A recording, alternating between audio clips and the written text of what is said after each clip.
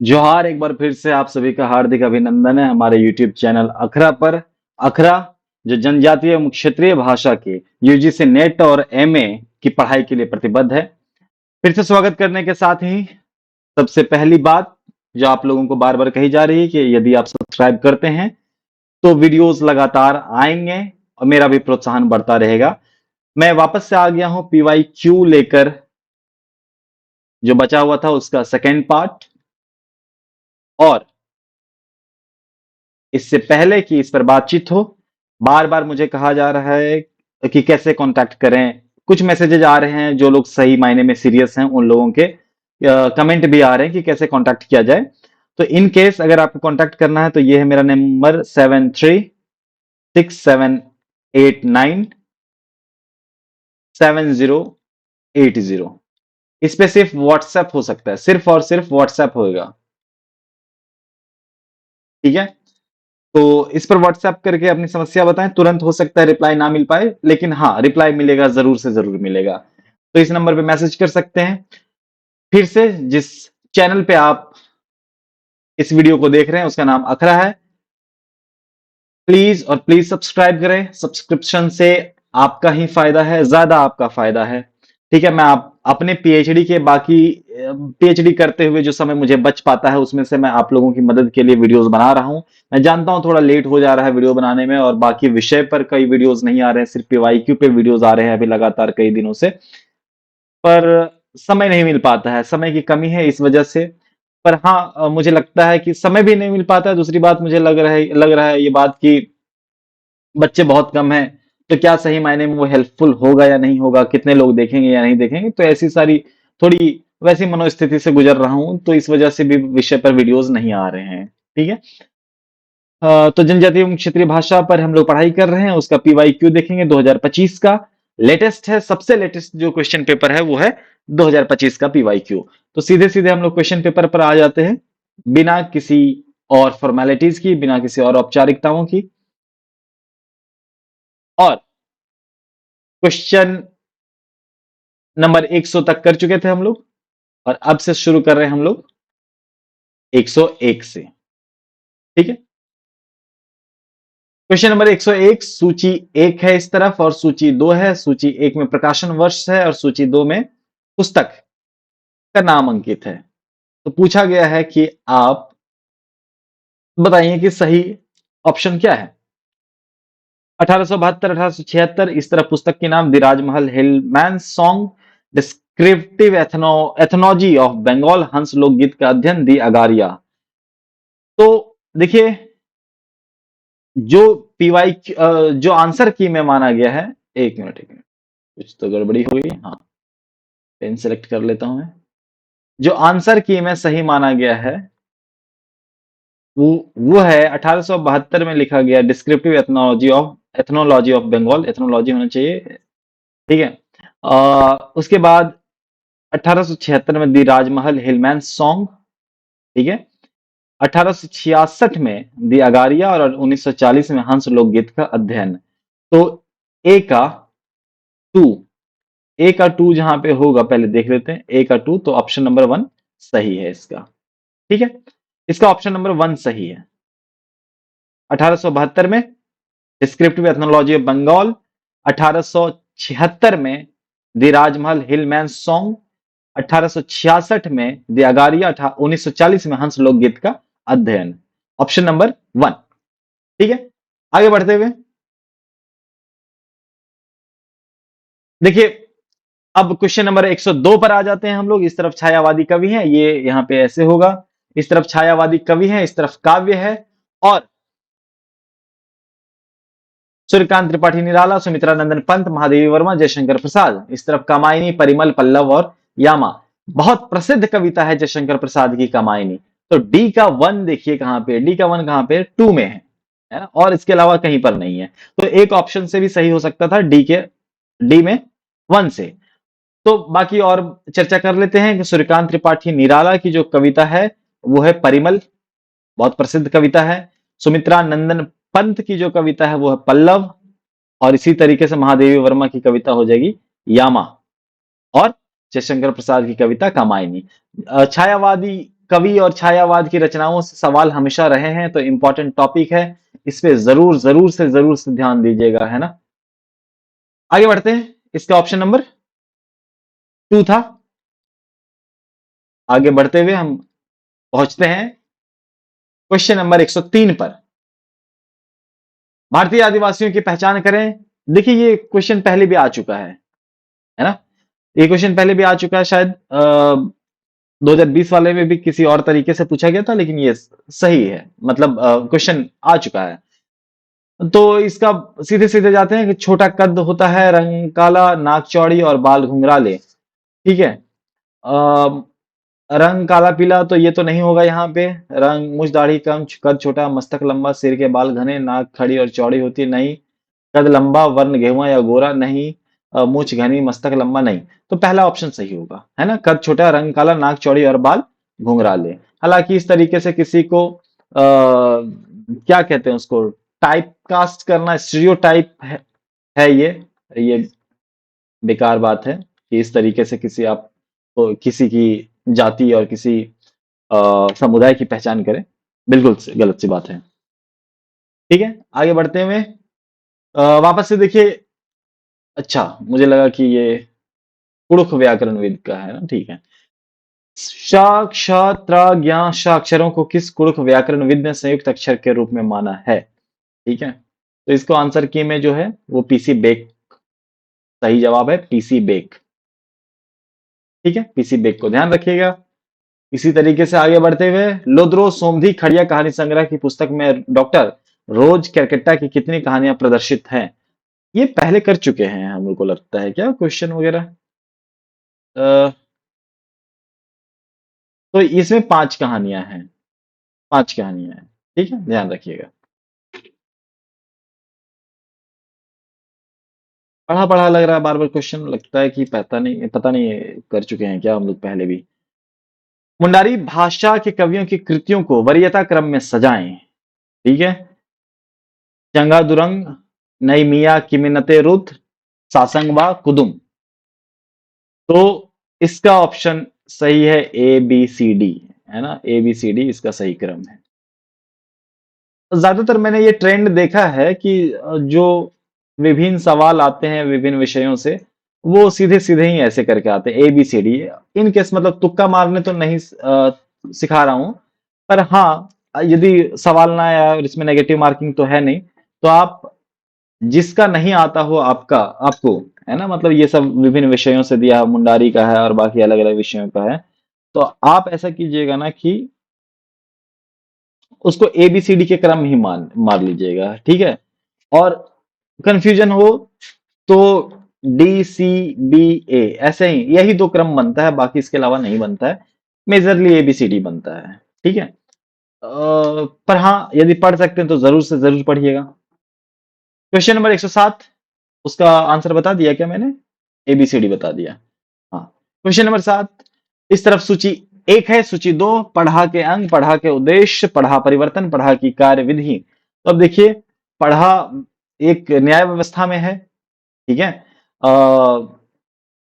आदिवासी समुदाय की न्याय व्यवस्था है। अब देखिए इसमें क्या है, पढ़ा के अंग, है ना।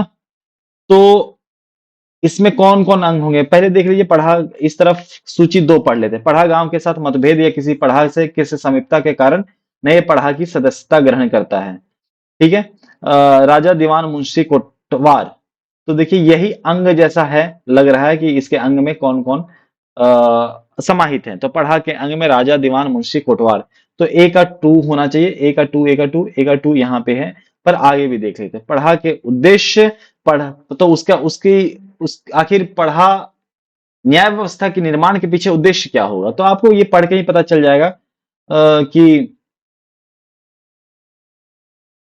पढ़ा के गांव एक साथ आखेट युद्ध पूर्व निर्धारित अवसर पर नृत्य, सामाजिक उत्सव एवं न्यायिक समितियों में मिलते हैं। मतलब ये मिलते हैं सही, चूंकि ये गलत लग रहा है मुझे। इन सभी चीजों का संचालन करने का काम जो है वो पढ़ा का उद्देश्य है। तो बी का 4 होगा, बी का 4। ठीक है। इसी तरीके से अब सी पे आते हैं, पढ़ा परिवर्तन और पढ़ा की कार्यविधि। अब कार्यविधि में देखिए, पढ़ा राजा या दीवान को शिकायत मिलने पर राजा कोटवार को पढ़ा पंच की बैठक बुलाने का आदेश देता है, तो ये कार्यविधि होगा, है ना। तो देखिए डी का थ्री। हाँ, अब पढ़ा परिवर्तन एक बचता हमारे पास। पढ़ा गांव के साथ मतभेद या किसी पढ़ा से समीपता के कारण नए पढ़ा की सदस्यता ग्रहण करता है। हालांकि ये ऑप्शन इसके लिए सही नहीं है, उपयुक्त नहीं है। पर हाँ ठीक है, चलिए ए का टू, बाकी ऑप्शन से हमें पता चल गया कि ऑप्शन नंबर 4 जो है वो सही होगा। ठीक है, आगे बढ़ते हैं। क्वेश्चन नंबर 108, सरस्वती पत्रिका में प्रकाशित कहानियों को वर्षानुक्रम में सजाएं। देखिए, सरस्वती पत्रिका जो हिंदी साहित्य है उसमें एक बहुत बड़ा नाम है, हिंदी पत्रिका सरस्वती पत्रिका। और ये बहुत समय से चला आ रहा है, मुझे लगता है हजारी प्रसाद द्विवेदी और अन्य लोग जो उपस्थित थे उस समय से ये अ, पत्रिका चल रही है। बहरहाल सब थोड़ा कठिन तो हो जाता है कि वर्ष के अनुसार सजाएं, है ना। लेकिन इसमें सबसे बात आप देखिए कि 11 वर्ष का समय, प्लेग की चुड़ैल, इंदुमती और दुलाई वाली। अब देखिए इसमें जो है ना, दुलाई वाली बहुत फेमस है। ठीक है, इसी तरीके से इंदुमती। अब इंदुमती सबसे पहले प्रकाशित हुई पुरानी कहानी है। तो सी देखिए कहां पे सी है यहाँ पर, है ना। उसके बाद प्लेग की चुड़ैल, 11 वर्ष का समय और दुलाई वाली सबसे अंतिम में। दुलाई वाली बहुत फेमस है और इनको इसको जहां तक मुझे लगता है, जो याद है, बंग महिला ने लिखा है ना। तो ध्यान रखिएगा, संभवतः पूछ दिया जाए। तो इसका ऑप्शन हो जाएगा सी बी ए डी। ठीक है, ऑप्शन नंबर 3। आगे बढ़ते हैं 109 पर। इस तरफ सूची है, उस तरफ सूची 2 है। दुर्जन शाल, मेदिनी राय, जगन्नाथ ढाल, घनश्याम सिंह। तो कौन कहाँ के थे। अब देखिए, दुर्जन शाल जो है वो नागवंशी राजा थे, तो नागवंश के।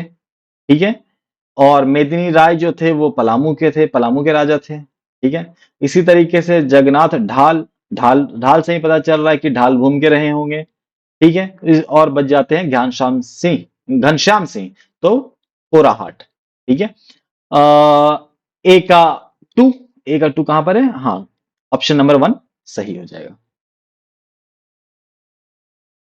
क्वेश्चन नंबर 110 पर पढ़ते हैं। क्वेश्चन नंबर 110 में है, लोक गाथाओं का विभाजन डॉक्टर कृष्णदेव उपाध्याय के मत के अनुसार कौन कौन से हैं। तो लोक गाथाएं, इसका जो ऑप्शन माना गया है वो ऑप्शन नंबर 4 माना गया है, मतलब BDE, प्रेम कथात्मक गाथाएं, वीर कथात्मक गाथाएं और रोमांच कथात्मक गाथाएं। आरण्य गाथाएं और पौराणिक गाथाएं इनमें लोक गाथाओं में नहीं आता है, तो BDE ऑप्शन नंबर 4। ठीक है, क्वेश्चन नंबर 111 में बढ़ते हैं। ध्वनियों के उच्चारण के आधार पर ओठों की स्थिति सामान्यतः 3 प्रकार की हो जाती है। ये देखिए, आपको क्वेश्चन पूछा गया है भाषा विज्ञान से, भाषा विज्ञान का सवाल है आपसे। हिंदी भाषा विज्ञान के भोलानाथ तिवारी की जो पुस्तक है उसमें इन सारी बातों का जिक्र है। और भाषा विज्ञान यदि पढ़ना है किसी को तो भोलानाथ तिवारी की पुस्तक ही पढ़िए, थोड़ा कठिन है। पर हाँ, जो जो जिन चीजों पर आपका फोकस होना चाहिए उसी को पढ़िए, बहुत ज्यादा पूरी किताब पढ़ने की आवश्यकता नहीं है। तो इसका है, उदासीन स्थिति में ओठ स्वाभाविक अवस्था में रहते हैं। हाँ, पूर्ण गोलाकार स्थिति में ओठ एकत्रित हो जाते हैं। हाँ, और पूर्ण विस्तृत स्थिति में ओठ तने हुए रहते हैं। हाँ, दोनों ओठ आपस में सट जाते हैं। ये किस तरह का, ध्वनियों के उच्चारण के आधार पर, तो ध्वनियों के उच्चारण के समय पे दोनों ओठ आपस में तो नहीं सट सकते, तो ये ऑप्शन गलत है। तो डी तो नहीं होना चाहिए। डी, ये खत्म, ये खत्म, ये खत्म, तो ABC सही है। ठीक है, तो एक ऑप्शन से मतलब थोड़ा कॉमन सेंस से भी ये सही हो सकता था। ठीक, क्वेश्चन नंबर बढ़ते हैं 112 में। संताली को 8वीं अनुसूची में सम्मिलित करने की अधिसूचना किस तिथि को की गई। ये तो बहुत फैक्चुअल क्वेश्चन है, 22 दिसंबर 2003 को की गई थी। ठीक है, पढ़ लीजिएगा, क्योंकि संथाल जो लैंग्वेज है वो हमारे कॉन्स्टिट्यूशन के 8वीं अनुसूची में है, तो इसको जरूर पढ़ लीजिएगा, थोड़ी इसकी जानकारी रख लीजिएगा। ठीक है। 113 खड़िया जनजाति के प्रशासनिक व्यवस्था में क्या क्या पद होता है। ठीक है। तो खड़िया जाति के प्रशासनिक पद में क्या क्या होता है। टाहा पद नहीं है, डुंगडुंग राजा कहलाता है, कुल्लू रानी होती है, केरकेटा भंडारी कहलाता है। तो देखिए, डी डुंगडुंग राजा कहलाता है, कुल्लू रानी होती है और केरकेटा भंडारी कहलाता है। टाहा पद नहीं है। ठीक है। तो इसका ऑप्शन नंबर 3 सही हो जाएगा। ठीक है। Option number 3। क्वेश्चन नंबर, अब बढ़ते हैं हम लोग 114 के तरफ। निम्नांकित कौन अल्प प्राण व्यंजन है। ठीक है। महाप्राण और अल्प प्राण में बटा हुआ है, व्यंजनों को बांटा गया है। अब इसमें जो ऑप्शन है, अब देखिए ये वापस से आपको भाषा विज्ञान से पूछ दिया गया है क्वेश्चन, है ना। तो भाषा विज्ञान पढ़ना पड़ेगा आपको, है ना, बिना पढ़े नहीं जा सकते हैं। तो इसका जो है ऑप्शन नंबर, देखिए क ख और ग नहीं, क और ग, च ज, घ ब त द। ऑप्शन नंबर बी सही है, ऑप्शन नंबर सी सही है, और ऑप्शन नंबर घ और ब तो ये नहीं होगा। ऑप्शन नंबर ई सही है। तो बी सी ई, देखिए तो बी सी ई कहां पर है। है क्या। हाँ, B C E option number 2 सही है इसका। ऑप्शन नंबर 2 इसका सही है। चलिए आगे बढ़ेंगे। 115 हो की परंपरागत राजनीतिक प्रणाली क्या है। ठीक है। हो की परंपरागत प्रणाली, राजनीतिक प्रणाली। अब देखते हैं इसमें पीर। ठीक है। एक पीर में 5 से 20 गांव आते हैं, सही है। और पिंग, पिंग तो मैंने नहीं सुना। पीर का प्रमुख मानकी, सही है। तो ए बी डी सही इसका ऑप्शन होगा। ठीक है। बढ़ते हैं आगे। Question number 116 doctor Bholanath Tiwari के अनुसार भाषा परिवर्तन के अभ्यंतर वर्ग के कारणों को क्रमानुसार लिखें। तो क्रमानुसार लिखना है। अब बेसिकली क्रमानुसार इसमें हो संभव नहीं है कि क्रम के अनुसार इसको बैठाया जाए। अ, संभवतः जो प्रयत्न लागू, एक तो ये ऑप्शन गलत लिखा हुआ है इन लोगों ने। प्रयत्न लागू, कि जहां पर मेहनत के, जब हम लोग नहीं चाहते हैं कि हमारा मेहनत ज्यादा लगे, इसीलिए हम लोग स्टेशन को टीशन कह देते थे, गाँव में वगैरह देखते होंगे। या तो जैसे हमारे यहाँ पे जो झारखंड और बिहार की समस्या है, श नहीं बोल पाते हैं ना हम लोग, शलजम को सलजम ही पढ़ते हैं। तो वो प्रयत्न लाघव वगैरह की वजह से भी है कि हम लोग बहुत ज्यादा मेहनत नहीं करना चाहते हैं। तो ये ऑप्शन गलत है। मतलब गलत क्या है, लिखा हुआ गलत है, प्रयत्न लाघव होगा, प्रयत्न नहीं। ठीक है। इसको क्रम के अनुसार में संभव नहीं है कि सजाया जा सके। फिर भी अब चूंकि इससे आंसर माना है तो आंसर मान लेते हैं। तो देखिए सबसे पहले है कि भाषा में जो परिवर्तन होते हैं वो उसके अभ्यंतर कारण होते हैं और बाह्य कारण भी होते हैं। ठीक है। प्रयोग से घिस जाते हैं, तो इसको सबसे पहले रखते हैं हम लोग। ठीक है। उसके बाद बल, अत्यधिक बल लगाने की वजह से भी भाषा में परिवर्तन हो जाते हैं। उसके बाद प्रयत्न लाघव और मानसिक स्तर की जो है वो सबसे कम, मतलब मानसिक अ, किसी के मानसिक, व्यक्तिगत मानसिक स्तर की वजह से जो भाषा में परिवर्तन होता है वो बहुत कम होता है, तो इसको सबसे अंतिम में रखेंगे। ठीक है। सबसे ज्यादा हो सकता है क्रम के अनुसार, इसलिए कहा गया होगा कि जो ज्यादा प्रभाव डालता है भाषा परिवर्तन में। तो स्पष्ट तो नहीं है ये सवाल, है ना। इसको स्पष्टता रखनी चाहिए थी क्वेश्चन बनाने वाले को। लेकिन हाँ ठीक है, मानसिक स्तर पर जो मानसिक स्तरों की समस्या या तो फिर मानसिक समस्याओं की वजह से भाषा में परिवर्तन होते हैं वो सबसे कम होते हैं। तो मान लेते हैं हम लोग कि डी सबसे, अच्छा डी सब जगह पे है। तो जो सबसे पहले बहुत ज्यादा भाषा में परिवर्तन होता है वो प्रयोग की वजह से, प्रयोग से घिस जाता है भाषा। ठीक है। और उसकी वजह से सबसे ज्यादा परिवर्तन होते हैं, तो सबसे पहले सी को रखेंगे, तो सी। उसके बाद बल की वजह से, उसके बाद प्रयत्न लाघव, तो C B A D option इसका सही होगा, ऑप्शन नंबर 4। आगे बढ़ते हैं हम लोग क्वेश्चन नंबर 117 पर। 117 में इस तरफ सूची है, वापस से पत्रिका है और इस तरफ प्रकाशन वर्ष है। पत्रिका पलामू टाइम्स, शबरी, रजरप्पा टाइम्स, नया रास्ता, ये यहाँ की पत्रिकाएं हैं। एक बार पत्रिकाओं पर भी नजर डाल लीजिएगा, बहुत ज्यादा आवश्यक नहीं है। ये पहली बार पूछे गए, मतलब किताबों के बारे में, किताबों के प्रकाशन वर्ष पूछे गए हैं पहले भी, लेकिन हाँ, ये पत्रिकाओं पे पहली बार मैंने देखा है क्वेश्चन अभी तक में, जितना भी क्वेश्चन देख रखा है। संभवतः कोई छूटा हो मुझसे उसमें हो। तो इसका जो माना गया है वो ऑप्शन है आपका, देखिए ए का, सॉरी, पलामू टाइम्स का 1974, है ना, शबरी का 1960, रजरप्पा टाइम्स का 1992 और नया रास्ता 1956। अब देखिए वही मैं कह रहा था कि जब ये सारे जो है ना ऐसे क्वेश्चन हैं, वो सबको नहीं पता होता है। तो थोड़ा सा अगर नहीं पता चल पा रहा है या आप किसी के बारे में श्योर नहीं है, यदि एक भी आता है तो आप उसके हिसाब से जाएं। अगर मान लीजिए मुझे आता है कि शबरी का अगर मान लो 1992 है, तो मैं उसको खोज लेता, लेकिन हालांकि ये है नहीं इसके लिए, ठीक है। तो अब देखिए कि ये क्वेश्चन जो है वो ज्यादातर लोगों को पता नहीं है और सभी विषयों के लिए समान रूप से सवाल आते हैं। तो मैंने वही कहा था कि आप ज्यादातर समय देखिएगा ए बी सी डी ही मैच कीजिएगा। यदि तुक्का मारना ही है इन सब में कि कौन किसके लेखक हैं, जो नहीं आता है आपको, है ना, या तो कौन प्रकाशन वर्ष के कब है, तो ए बी सी डी का ही क्रम अपनाइएगा, ज्यादातर सवाल सही हो जाते हैं। तो इसमें भी वही सवाल है ना, ए बी सी डी, ठीक है। ऑप्शन नंबर 1 सही है। क्वेश्चन नंबर 118 में चलते हैं। जीवन हो रचना हो कि किस रचनाकार की कृति है। अच्छा, हो रचनाकार है ना, जीवन हो रचना, तो डॉक्टर देवेंद्र नाथ सिंहंकू की रचना है ये, डॉक्टर देवेंद्र नाथ सिंहंकू की, ठीक है। Question number 118। 119, इस तरफ वापस से पत्रिकाएं हैं और इस तरफ से भाषाएं हैं। अब देखिए ये क्या है ना कि यहां पर थोड़ी समस्या हो सकती है कि मैं बाकी पत्रिकाओं को नहीं जानता हूं, लेकिन यहां पर आप में से कोई ना किसी एक विषय से होंगे ही, और यदि नहीं भी होंगे तो देखिए ये सारी बहुत फेमस है। जैसे तितकी पत्रिका खोरठा की पत्रिका है। तो आप सी का खोजिए, टू, सी का टू कहां पर है, सी का टू देखिए 1 में ही।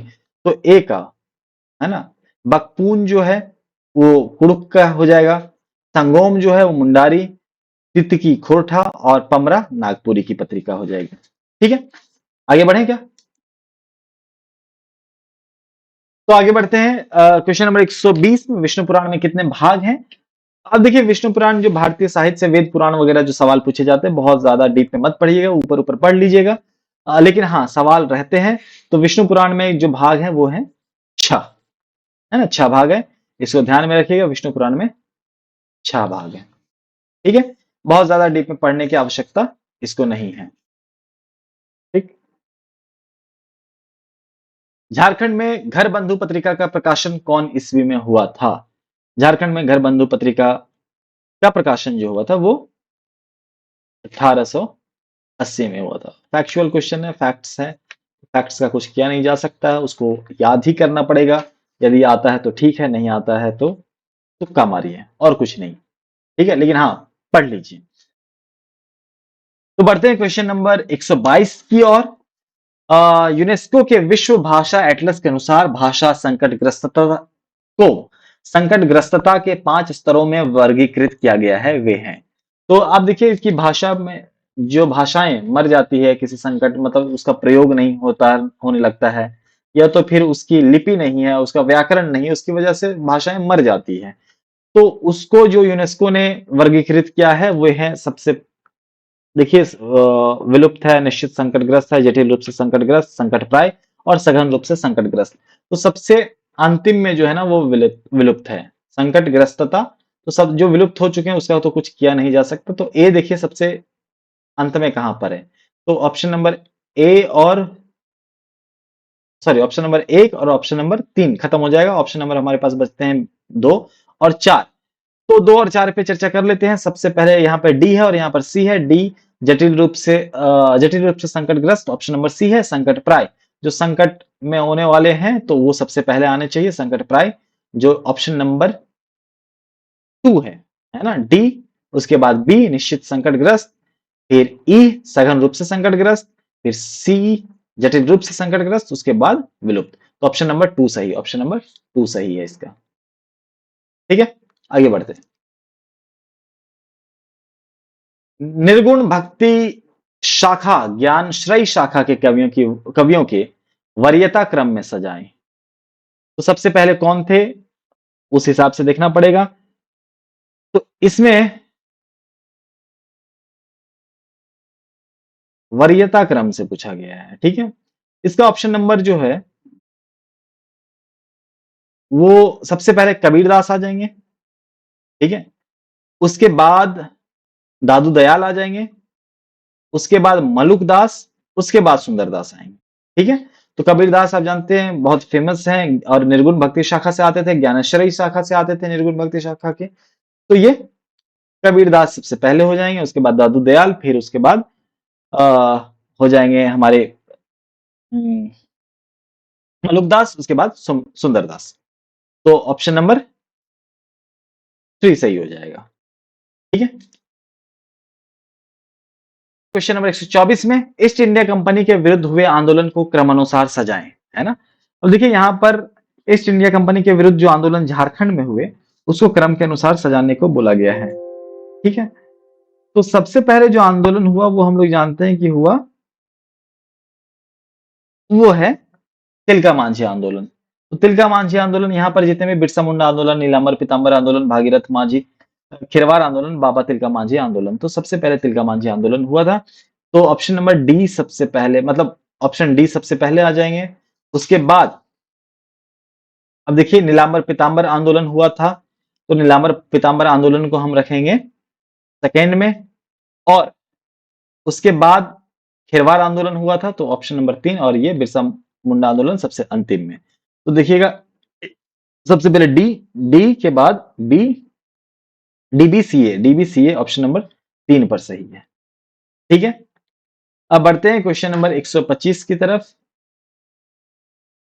नवीन शब्दों के आगमन का कारण क्या है। नवीन शब्दों के आगमन मतलब ये वापस से भाषा विज्ञान से ही पूछा गया, दिया गया है आपको। तो नवीन शब्दों के आगमन के कारण जो है चेतना का भाव नहीं, चेतना का भाव ऑप्शन गलत हो जाएगा। ध्वन्यात्मकता, हाँ मतलब हमें लगता है कि वो हम बोल सकते हैं या तो फिर हमारे भाषा से मिलता जुलता है, तो वो हम लोग ले लेते हैं, उस शब्द को अपना लेते हैं, तो ये होगा। दृश्यात्मकता, बिल्कुल दृश्यात्मकता भी होगा। सभ्यता में विकास, बिल्कुल, जो असभ्यता तो हो ही नहीं सकता है, मतलब जो शब्द हमारे असभ्यता का कारण बने वो तो हम उसको शब्द को अपनाते नहीं। तो B C D, D C D है क्या, ऑप्शन नंबर 2 सही है। ठीक है, अच्छा इसमें अगर असभ्यता भी आप जान लेते हैं, दो ऑप्शन से भी चेतना का अभाव तो होगा नहीं, तो ए जहां पर भी होगा काट दीजिए। ई असभ्यता, ई जहां पर भी होगा काट दीजिए। तो B C D option number 2 सही होगा। ठीक है, आगे बढ़े। क्वेश्चन नंबर 126, निम्नलिखित को निर्माण के सही अनुक्रम में व्यवस्थित करें।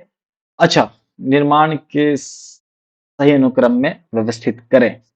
ठीक है, तो सबसे पहले देखिए स्वनिम विज्ञान हुआ होगा।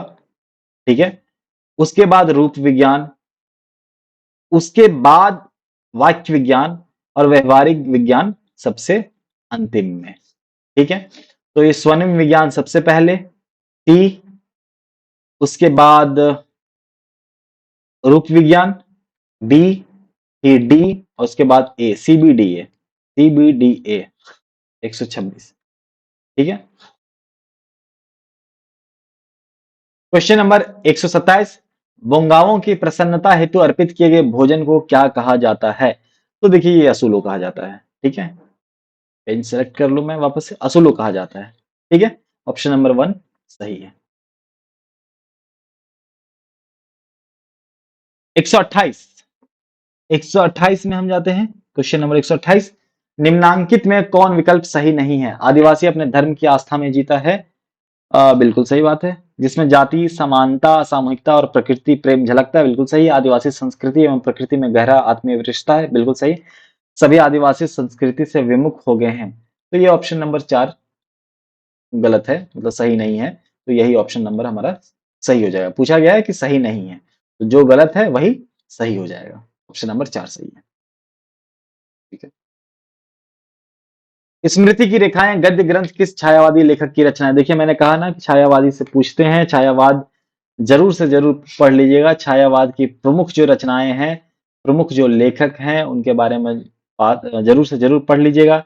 छायावाद के 4 स्तंभ लेखक माने गए हैं, उसमें जयशंकर प्रसाद और अन्य सूर्यकांत त्रिपाठी निराला और अन्य हैं। तो बिल्कुल पढ़ ही लीजिएगा। महादेवी वर्मा का भी नाम है उनमें, और मुझे लगता है यही चारों, सुमित्रानंदन पंत जी का भी नाम है। तो यही 4 स्तंभ है। स्मृति की रेखाएं जो है वो महादेवी वर्मा की बहुत प्रसिद्ध है, महादेवी वर्मा के नाम से प्रसिद्ध है, इन्हीं की रचना है स्मृति की रेखाएं। ठीक है, आगे बढ़ते हैं। Option number, sorry, question number 130 में। ठीक है, अब देखिए सूची 1 है, इस तरफ जनजाति है, उस तरफ गोत्र है। पता नहीं क्वेश्चन बनाने वाले ने गलती किया है या क्वेश्चन टाइप करने, जनजाति इस तरह तो नहीं लिखा जाएगा भाई। जनजाति, इतनी सारी समस्याएं हैं इन सारे सवालों में, जनजाति इस तरह लिखा जाता है, इतनी अशुद्धियां। ठीक है, मैं मानता हूं कि क्षेत्रीय प्रभाव होगा, पर क्षेत्रीय प्रभाव जब आप हिंदी में सवाल लिख रहे हैं तो उसमें नहीं होने चाहिए। ठीक है, इस तरह विंझिया तो नहीं है, ये बिंझिया होना चाहिए। मैंने तो बिंझिया पढ़ा है। बिंझिया, बथुड़ी, कंवर और बिरहोर। तो इस तरफ गोत्र दिए हुए, इस तरफ जनजाति दी हुई है। और पिंझिया जो है, इनके गोत्र हैं नाग, दादुल, काशी, भैरव, कश्यप, कौशिक, अग्निहोत्री।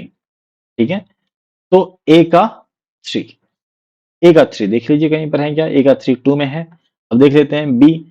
बी का जो दिया हुआ है वो 4, बथुड़ी का सलुका, कोक, डाहुक, नाग और पानीपत। ठीक है, इसी तरीके से कंवर, कंवर का प्रहलाद, अभिआर्य, विशिष्ट, सुखदेव, दंडक, प्रासर, विश्वामित्र। और बिरहोर का इंदुवार, खेर, बसवार, धनवार, बारह, गेरुआ, गंडारी, सिंगापुर, सिया, तोरियार। ठीक है, तो ऑप्शन नंबर 2 सही हो जाएगा। ठीक है, ऑप्शन नंबर 2 सही। आगे बढ़ेंगे। क्वेश्चन नंबर 131, कुमार पाल प्रतिबोध नामक ग्रंथ किसकी रचना है? वापस से देखिए, ये आपको हिंदी के आदिकाल से सवाल पूछ लिया गया है।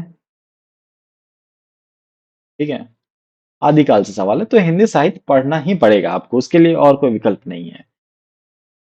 इसका ऑप्शन जो है वो सोमप्रभ सूरी हो जाएगा।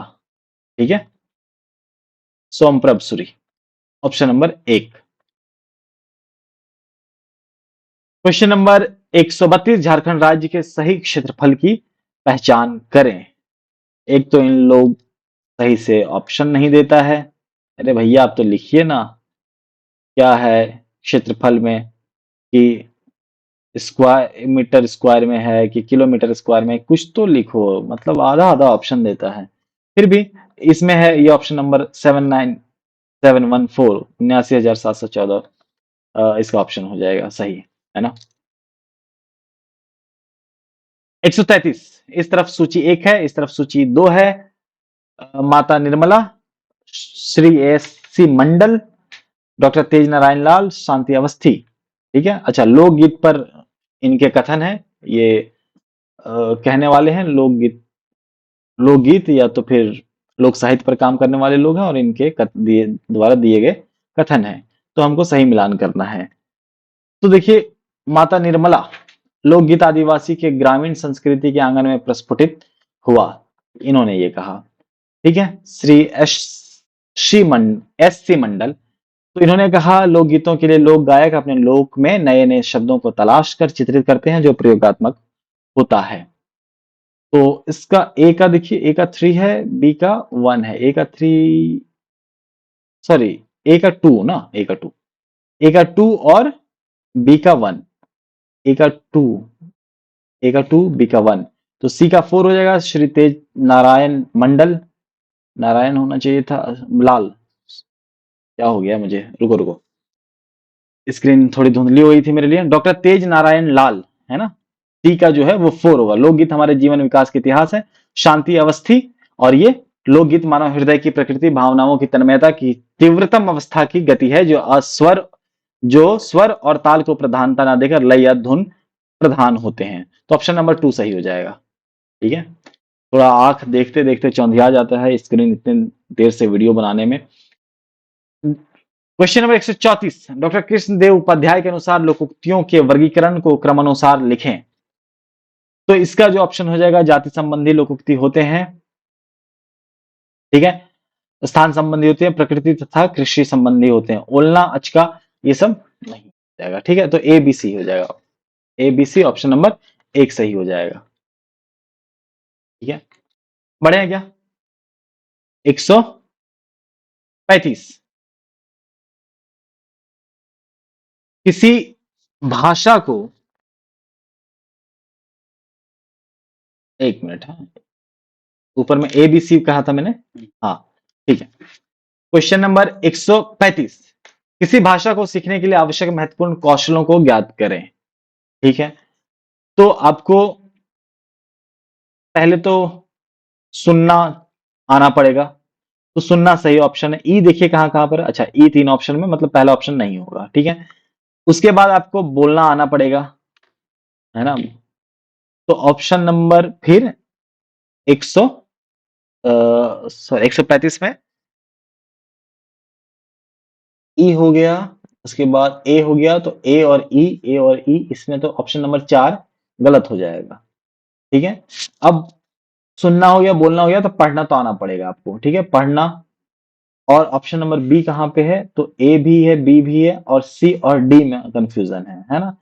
तो डी में है लेखन, हाँ लेखन करना पड़ेगा आपको, उसको लिपि का ज्ञान आपको रखना पड़ेगा, भले आपको संपादन आता हो या ना आता हो, उसकी एडिटिंग वगैरह होती हो या नहीं, लेकिन किसी भाषा के सीखने के लिए आवश्यक है कि आपको सुनना आना चाहिए, फिर पढ़ना आना चाहिए, बोलना आना चाहिए और लेखन आना चाहिए। तो ए बी डी ई इसका ऑप्शन सही हो जाएगा, ठीक है। आज मेरा थोड़ा फोकस ढीला है लग रहा है, फिर भी चलिए, अब चूंकि वीडियो बन रही है तो थोड़ी बहुत जो समस्याएं हैं उसको नजरअंदाज किया जाना ही ठीक है। पुस्तकें हैं इस तरफ और भाषाएं हैं, हरी मछुआ आर उनकर गीत, चांदमाला, ईटा बट्टा, नाला, नला बसा, लोदरो सोमधी, ठीक है। तो इसका जो है ए का, जिसे देखिए लोदरो समधी जो है ना,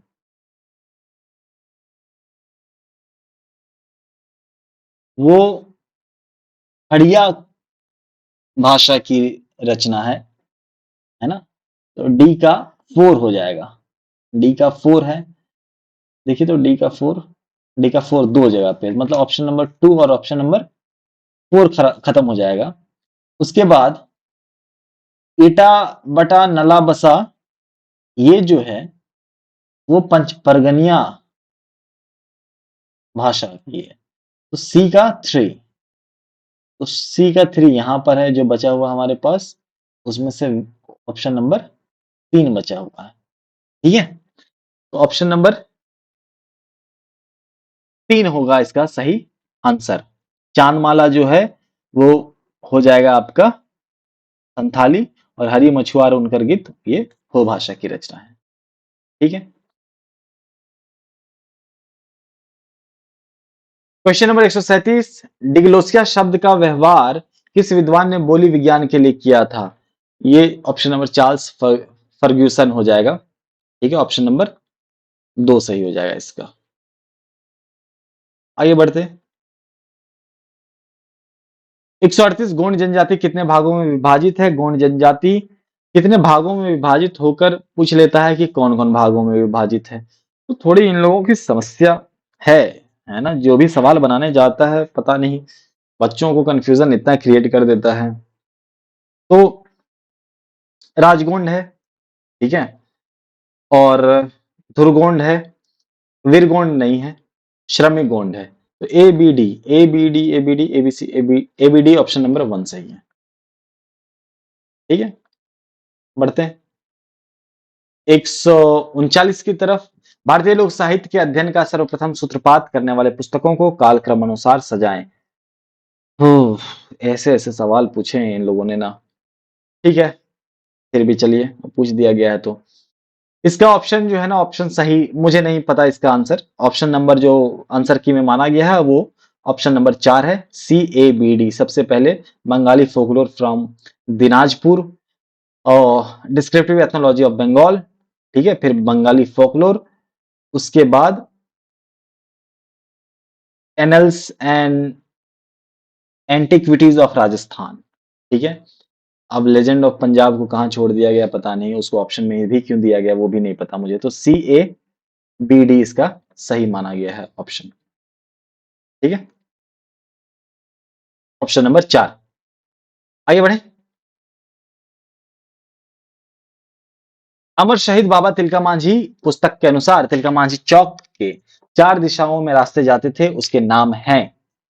ठीक है, तो क्वेश्चन नंबर 140 में पूछा गया उनके नाम कौन कौन है। उत्तर दिशा में जाने वाली रास्ता सूर्य मोहन ठाकुर मार्ग, दक्षिण दिशा में जाने वाली रास्ता रेलवे स्टेशन मार्ग, पूर्व दिशा में जाने वाली रास्ता नेताजी सुभाष चंद्र बोस मार्ग, पश्चिम दिशा में जाने वाली रास्ता क्लीवलैंड रोड, उत्तर पूर्व दिशा में जाने वाली रास्ता सिद्धू कानू रोड। ठीक है, तो 4 दिशाएं जो है,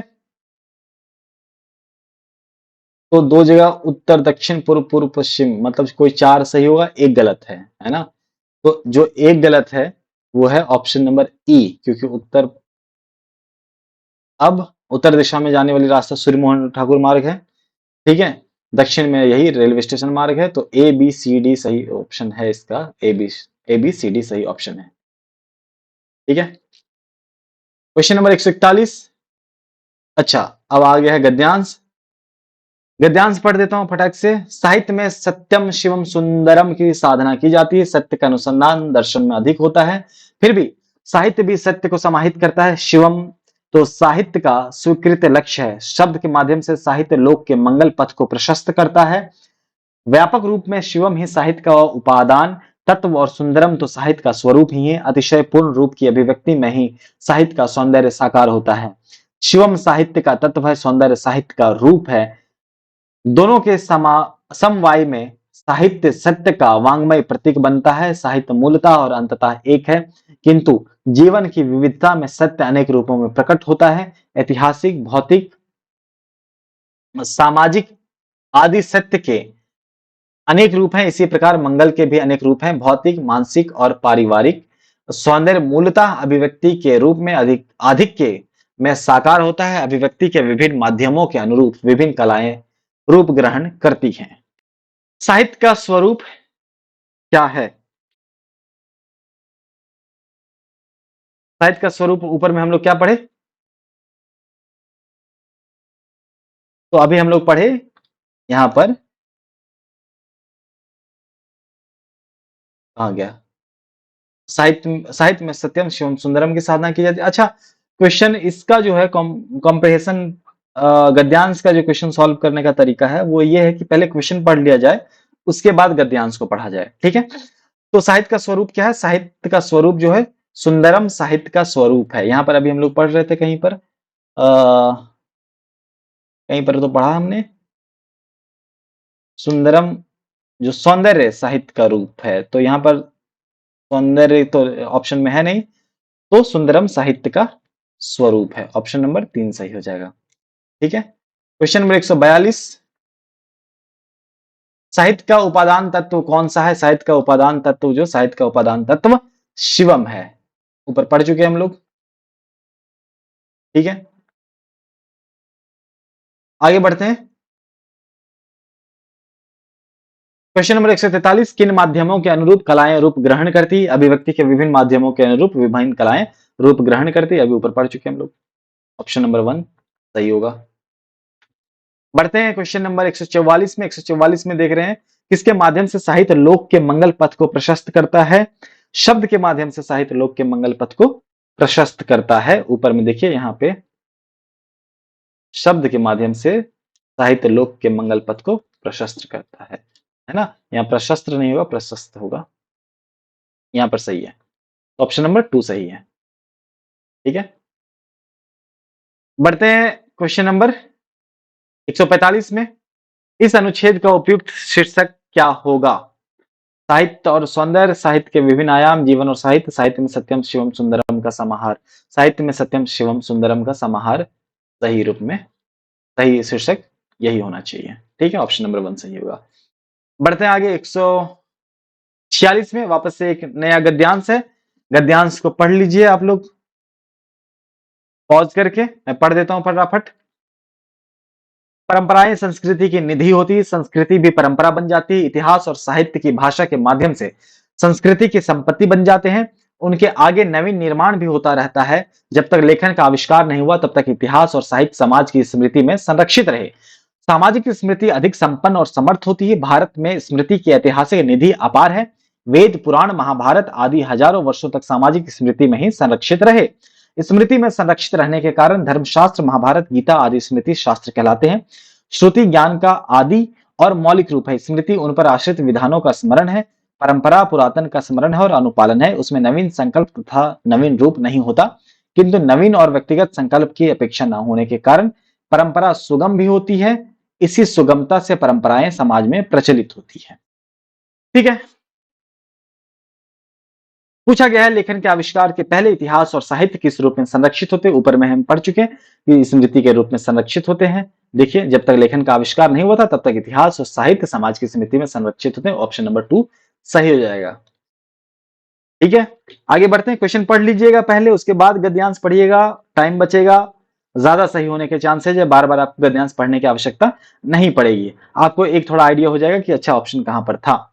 ठीक है, इस अनुच्छेद का उपयुक्त शीर्षक क्या होगा। क्वेश्चन नंबर 146 पढ़ा हमने। अच्छा, 147 पढ़ लेते हैं। इस अनुच्छेद का उपयुक्त शीर्षक क्या होगा। इतिहास और साहित्य, परंपरा और प्रगति, परंपरा, स्मृति और संस्कृति, स्मृति और संस्कृति। देखिए ऊपर में है, परंपरा की बात भी हुई है, स्मृति की भी बात हुई और संस्कृति की। तो सब इस सबसे अच्छा शीर्षक जो होगा, सबसे उपयुक्त शीर्षक जो होगा, परंपरा, स्मृति और संस्कृति होगी। ठीक है, क्वेश्चन नंबर 148 में पहुंच जाते हैं। इतिहास और साहित्य किसके माध्यम से संस्कृति की संपत्ति बन जाते हैं। ऑप्शन है भाषा के माध्यम से इतिहास और साहित्य संस्कृति की संपत्ति बन जाते हैं। संस्कृति भी परंपरा बन जाती है। ऑप्शन नंबर 1 सही है, बिल्कुल आगे पढ़ने की आवश्यकता ही नहीं है। भाषा के माध्यम से इतिहास और साहित्य संस्कृति की संपत्ति बन जाती है। ऊपर जिक्र हो गया है। ठीक है, क्वेश्चन नंबर 149, वेद, पुराण, महाभारत आदि धर्म ग्रंथ हजारों वर्षों तक कैसे संरक्षित रहे। वापस बात हो चुकी है वहां पे कि स्मृति में संरक्षित रहे हैं। तो अब देखिए, वेद, पुराण, महाभारत आदि धर्म ग्रंथ हजारों वर्षों तक सामाजिक स्मृति में रहने के कारण संरक्षित रहे हैं। ठीक है, देखिए यहां पर वेद, पुराण, महाभारत आदि हजारों वर्षों तक सामाजिक स्मृति में ही संरक्षित रहे। अब ऑप्शन नंबर 1 सही हो जाएगा इसका। ठीक है, क्वेश्चन नंबर 150, फाइनली हम लोग आ गए हैं अंतिम सवाल पर। ज्ञान का आदि और मौलिक रूप क्या है। तो ज्ञान का आदि और मौलिक रूप ऊपर अभी पढ़े ना, देखिए यहां पर श्रुति ज्ञान का आदि और मौलिक रूप है। ठीक है, तो ऑप्शन नंबर 1 सही हो जाएगा।